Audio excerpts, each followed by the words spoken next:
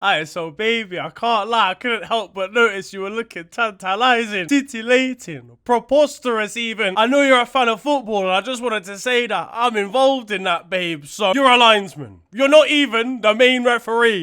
Yeah, no, I mean, yeah, but did you see Godswin Antonius's offside last week? That wasn't even the right decision. You can't use that as a way to woo me when it's wrong. Okay, you know what? F it, I'll show you. You'll have no choice but to let me take you out. Here is Etuga up against Enu. Enu falls down. Etuga sets up Infege, and Infege gets his catch again. So, baby, do you see me on the weekend? Just because you were on the pitch doesn't mean you were. How did you even get into my house again?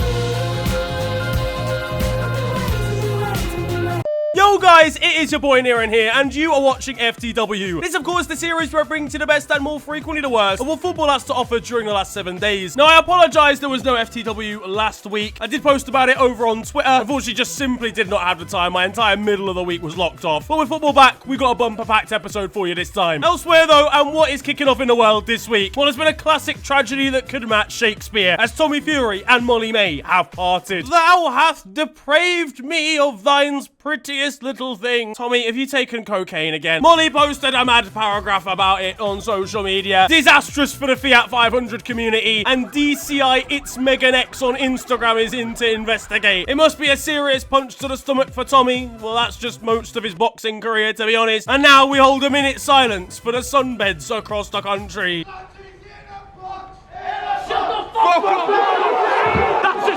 Thankfully for him, though, she can easily be replaced because that's not the only Molly he's been on in the past 3 years. Now, though, the important stuff. The Premier League is back. Let's go!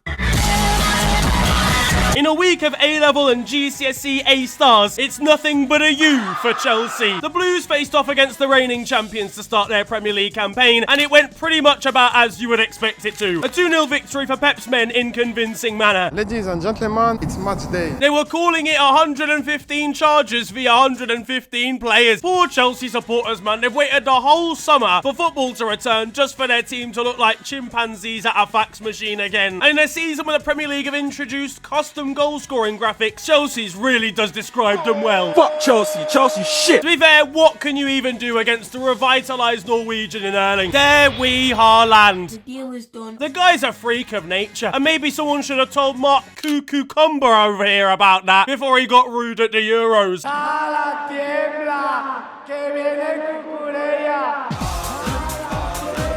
He went down with cramp late on and got aired by Erling Haaland himself, and he acts like Cinderella. After all the build-up between himself and Cucurella, Erling seemed baffled at half-time, saying the Spaniard had asked for his shirt last season, only to say that he was trembling this time around. If I'm Marc, I'm crying into that paella, to be honest with you, at home the next day. This now means Erling Haaland has 91 goals in 100 games for Manchester City. How is that even possible, bruv? That couldn't keep Todd Bowley around, though, as he left early following on from City's second goal here. You can't be a plastic fan, Todd, when you own the whole football club. Who am I kidding? He's off to finalise 7 more Brazilian teenagers joining the club. Wait! And wait! These lot actually sold Mateo Kovacic to Man City just for him to dunk on a £300 million midfield that they built in his absence. Because I'll tell you for what, Lavia Caicedo and co were distracted as he went running through for Man City's second. Poor Cole Palmer was getting absolutely no help whatsoever. Real bad man. Especially not from Enzo Fernandez, who was getting violated by Manuel Akanji over on Insta, who chose to include 2 pictures of him getting thrown to the ground to do his ancestors proud. You just know Enzo's ready to cook up the most derogatory song that a National Express coach has ever seen. To be fair, Chelsea were once again not helped by referee Anthony Taylor here, who must have been called bald by Didier Drogba at some point in his life. Thiago Silva took to Twitter to take a sly dig at the official, though poor Manchester United winger Anthony didn't even play and was left confused as to why he received an indirect. Why did I get picked up?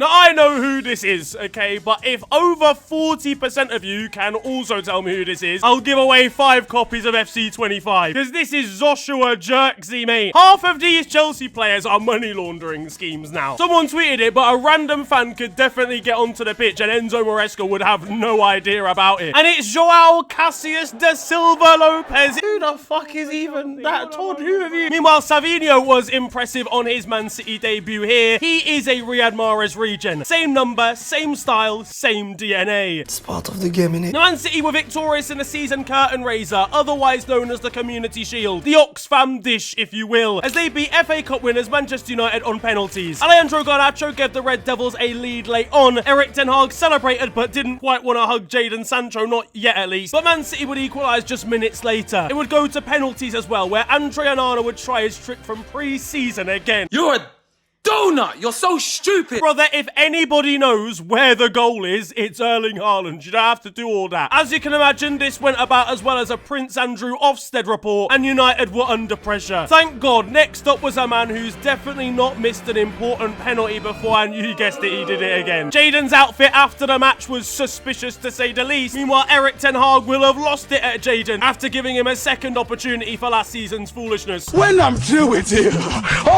when I'm through with you, oh my God. Let's be real, Jadon Sancho is secretly gassed that he's cost Eric a trophy here. United did at least take some sort of victory this week as they beat Fulham thanks to a late goal from new recruit Joshua Zirkzee. A debut to remember, following in the footsteps of fellow Dutchman Ruud van Nistelrooy, and probably using the same showers as Ruud van Nistelrooy did all those years ago, based on Cristiano Ronaldo's interview. I felt betrayed. Now, Zirkzee came on as a substitute here, and his tactics were broadcasted live by Sky Sports. And in fairness, I mean, at least they did work. This game was miraculous for one United fan who saw the use of his legs restored. He was ready to really party when the late winner hit the back of the net. Jadon Sancho was not in the squad for this one, apparently due to an ear infection, an ear that was infected by Erik ten Hag's fist. Luke Shaw was another man not involved due to an injury picked up in pre-season. Honestly, I need him and Reece James to go hamstring for hamstring, because neither of them are making it out alive. One man missing for Fulham, though, was Willian, who became a free agent on the same day the season started. How are you going to leave your football club 6 hours before kickoff? Kevin turned his bus around. Meanwhile, Raul Jimenez came off the bench with a new look, and with that, I'm sure, a new accent. Everything gonna be airy.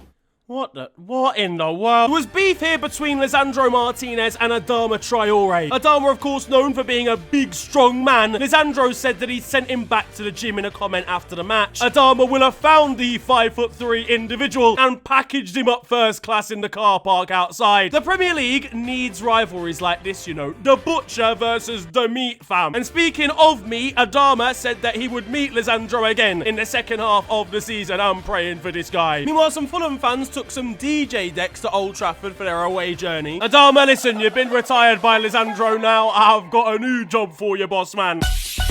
Liverpool started the season with a win as well versus newly promoted Ipswich Town. It's the first time the Tractor Boys have been in the Premier League since 2002, and the first time any football clubs have been in a Tractor since, well, the last Ligue 1 game. Ed Sheeran is, of course, a stakeholder in the club and a lifelong Ipswich fan. He was giving out pies before kickoff, but said on Sky Sports he'd be missing the second half because he's got to travel to Serbia for a gig. And those poor randoms are in Serbia in a park somewhere waiting for the Shape of You. But Ed Sheeran's too busy watching Diogo Jota be a menace. I think potentially the best shirt I've ever seen at a football match was captured here. One leg in the crowd as an Ipswich supporter. His cousin, Juan Follicle, was out on the pitch. Because Mo Salah without hair these days is extremely mad to me. How's the guy bald now? His goal contribution record as a Liverpool player is absolutely freakish, isn't it? One of the best of all time. And he did help to break Ipswich down after a very solid first half from the new boys. Arnie Stott was down on the bench though, however, a little bit too busy getting zesty with a pose. And he had strong words for Liverpool fans that were disappointed with the team's first half showing. I've done it now. It's too bleeding late. What are they gonna do? Gonna shoot me? I doubt it. They have to catch me first. I'm like a whippet. This fashion show's gonna absolutely slap, I'm not gonna lie. Dominic Szoboszlai will be gutted when he's not included despite feeling like he's leng. For the fashion show. I'm modelling in the fashion show. Well, that's not happening. I'm first reserve. And Cody Gakpo will be light skinning it up for the photo shoot. Meanwhile, over on YouTube now. Doobie zooby doo, where are you? We got some work to do now.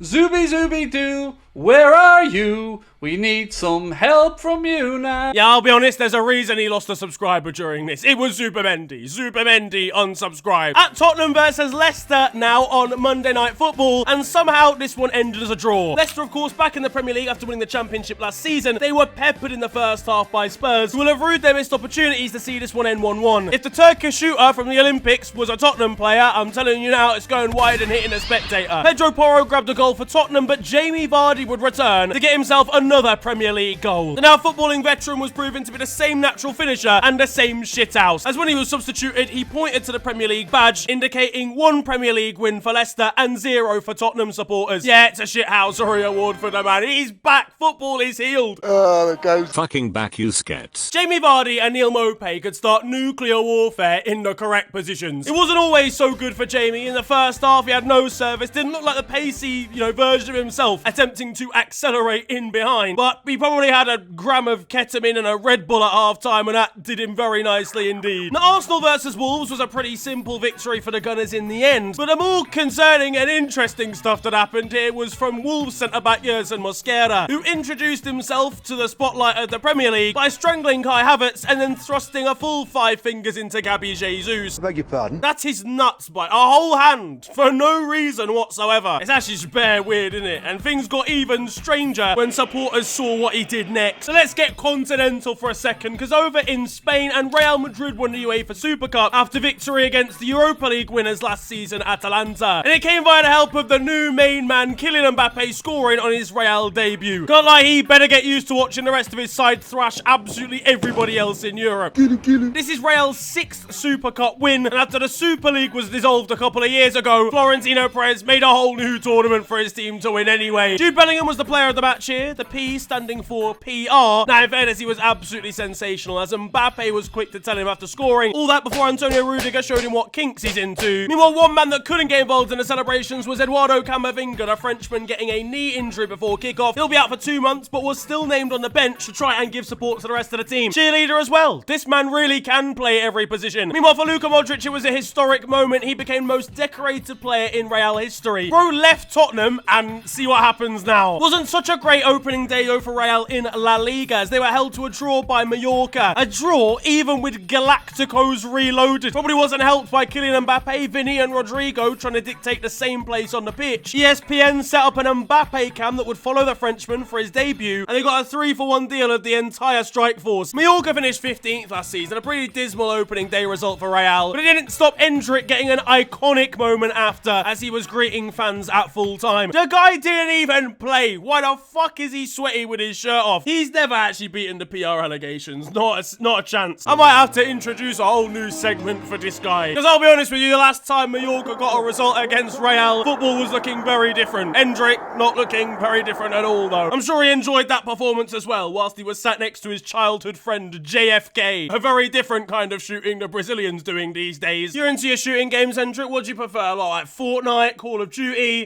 World War I, probably.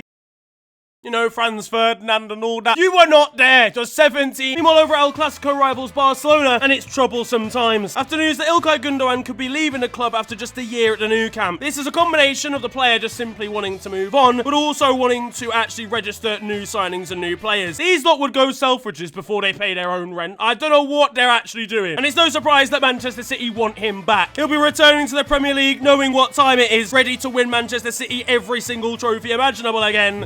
We're back and we're ready for it all over again. Arsenal and Liverpool fans, however, will be depressed seeing this news.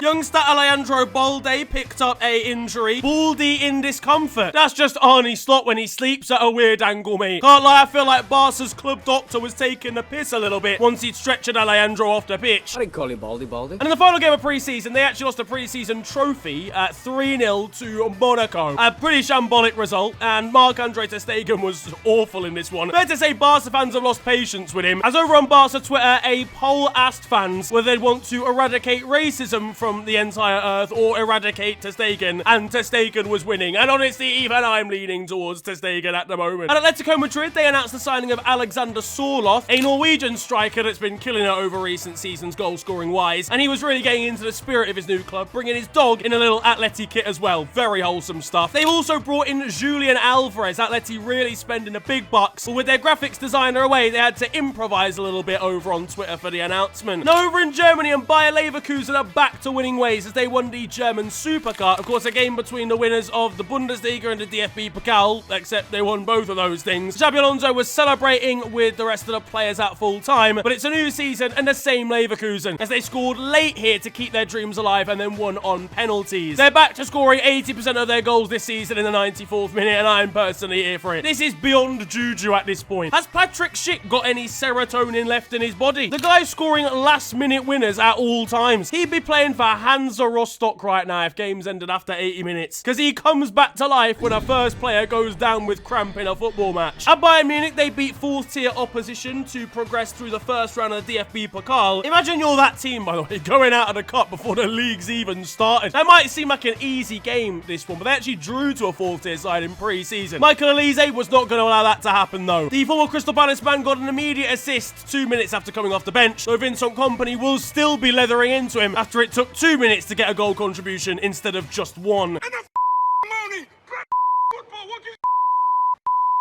He might have been elegant on the pitch, but he was eloquent off it, providing inspiration that could truly change and shape all of our lives in a press conference. What do you expect from the Bundesliga? Do you think it will be different in comparison to the Premier League? I think it will probably be a bit different, but I don't know. Yeah, nah, this guy's useless in front of the press. How is he still not PR trained yet? Well, before the season had even kicked off for Bayern Munich, and they were winning trophies. Not proper ones, though. After all, they've got Harry Kane in the side. And speaking of which, he didn't want to lift the pre-season trophy they won against Tottenham because he didn't want to show disrespect to his former side. The reality is he just actually has no idea how to lift. He doesn't want to mess it up. You know, he's never lifted a trophy before. Over in Italy and in Serie A, there's been more draws than Calvin Klein's wardrobe. How is your whole league table looking like this? What, they said equality, yeah? Everybody owns that point. They've redone communism over there. One team that didn't get a draw was Napoli, because they ended up getting beaten. A 3-0 loss to Verona on the opening day of the season. Victor Osimhen is trying to get himself out of there, guys. Napoli are a mess. AC Milan won a pre-season tournament as well, and Ismail Benacer chose that opportunity to fool his teammate Samuel Chukwueze. And elsewhere in this one, a very unique goal as midfielder Salamakers scored a Rabona. I mean, it was deflected,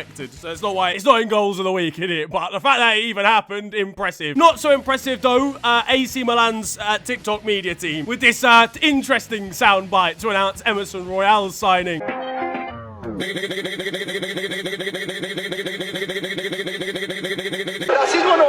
Probably shouldn't have run with that, with the black footballer. But, you know, hey, look, listen, each to their own. That's pretty tame as far as Italian football is concerned. So, meanwhile, for Venezia, and after going through extreme financial trouble over the last few months, they had a kit supplier deal collapse on them. In stepped Drake to save the club with a cash injection of $40 million. And with that, they'll also need to change the pre-match music.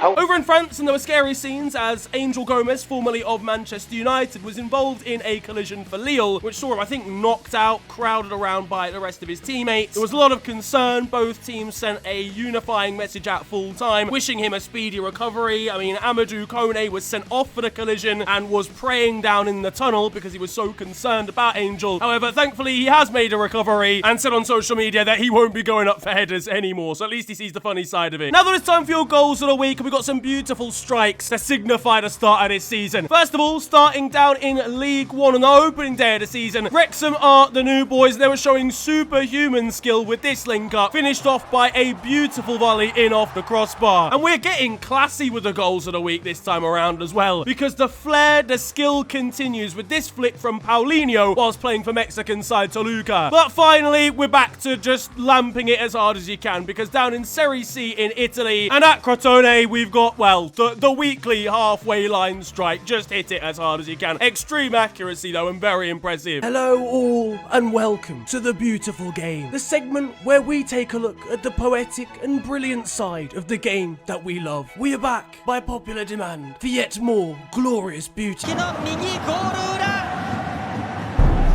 And that concludes the beautiful game. Over in South America and in Peru, very unique scenes there. As with a player down injured in the 6-yard box, there was a lot of, crowding around. The referee's making sure everybody's okay. Little did he know at first that the corner taker, who was waiting to take his set piece, was utilizing the opportunity to relieve himself. He started pissing down at the corner flag. One of the opponents noticed. The referee went over and gave him a red card. A sending off for having a slash is unexcusable behavior. And what's also inexcusable is Ajax and Panathinaikos wasting 28 minutes of their fans' lives with the longest penalty shootout you'll maybe ever see. This one ended, I think, 14-13. Goalkeepers taking it, coaches taking it, dinner ladies probably taking spot kicks. It was an absolute mess, genuinely. As I said, Ajax ended up winning, but not without Brian Brobby providing an absolute horror penalty. Meanwhile, over in Saudi Arabia, and things aren't too much better for Cristiano Ronaldo, as Al Nassr were battered in the Saudi Super Cup versus Al Hilal. Ronaldo cannot escape these lot. They beat him at every possible opportunity, and he was visibly frustrated down on the pitch as his side went 3 goals behind. What he should probably be more frustrated about is his first free kick of the season, because as he lined it up ready to wheel it back to the good old days of 2008 versus Portsmouth. The game Well, we hope.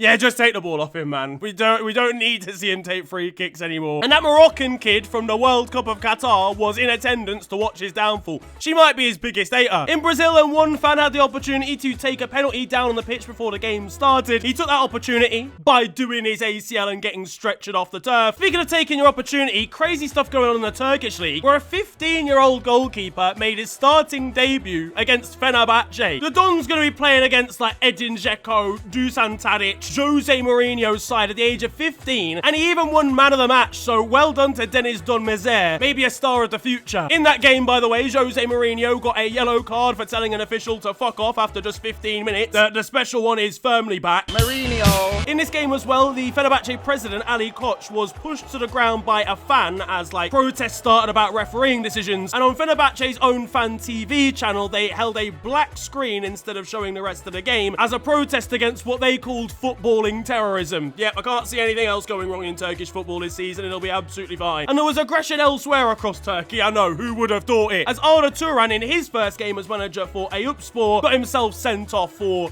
well, yeah, shouting at a referee again. There was at least some wholesome stuff going on at Istanbulspor, as after they scored, they jumped on a FaceTime call as a celebration to their teammate Baran Alpvardar. Now, he's been in hospital recently. He's been undergoing treatment for cancer, and they held up a shirt with his name on. Extremely wholesome stuff, wishing him a speedy recovery. A similar thing going on at Kalmar as well in Sweden, where the playing staff, they've all decided to shave their heads in solidarity with their captain, who's also undergoing chemotherapy treatment. So, lovely stuff again. Togetherness between those guys. It shows really how football can bring communities together. There's going to be no sense of community, though, on this pitch down in London, as a defender has had his entire career permanently postponed by one of the most ridiculous skill moves and finishes I think I'm ever going to see. Oh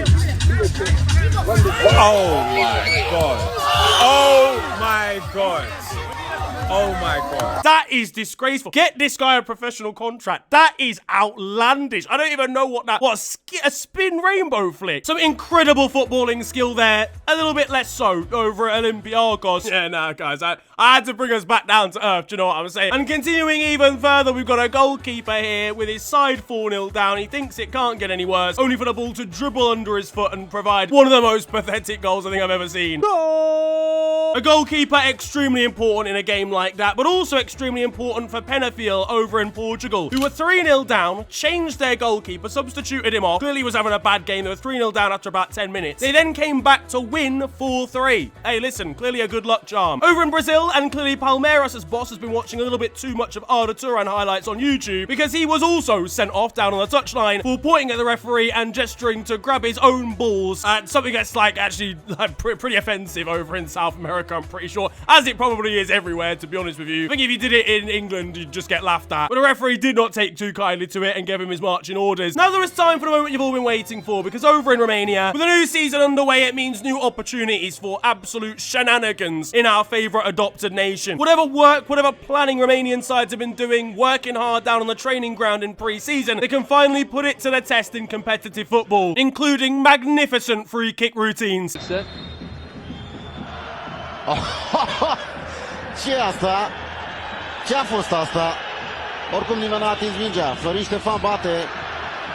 Special beyond special. Yeah, they might need a second pre-season, you know, just work on that one again. Now, closer to home, and there's the news that Ronaldinho's son has signed for Championship side Burnley. What the fuck is going on? Nah, we can't do this. We can't have Ronaldinho's offspring playing at Burnley Football Club. I will not have it. He'll be renamed to Ronald Dean by next Wednesday. He's gonna be a totally different player ethos-wise after 4 weeks of Burnley Brexit bastardization. He's getting shunned at the Brazilian Christmas dinner table. I know that he is.